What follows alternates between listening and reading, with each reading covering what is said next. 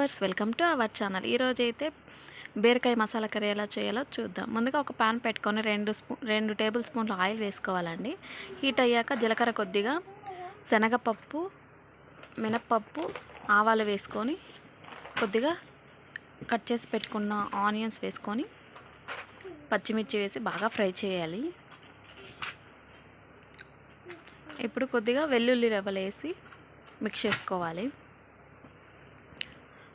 కరివేపాకు కొద్దిగా వేసి ఫ్రై చేసుకోవాలండి ఇలాగా.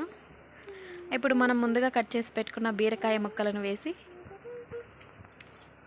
కలుపుకోవాలి. దీనిని బాగా మిక్స్ చేసి ఉడికించుకోవాలండి.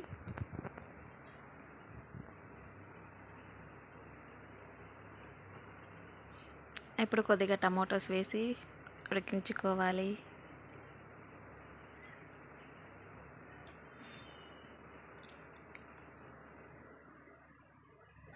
ఇప్పుడు కొద్దిగా సాల్ట్, పసుపు వేసి మిక్స్ చేసుకోవాలి. అంతే అండి. కొద్దిసేపు మూత పెట్టి ఉడికించుకుంటే బాగా ఉడికిపోతుంది.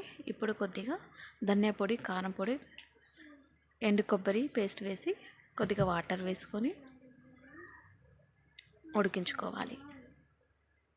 అంతే అండి. చాలా సింపుల్, చాలా టేస్టీగా ఉంటుంది. కొత్తిమీర కొద్దిగా వేసి సర్వ్ చేసుకుంటే రెడీ అండి.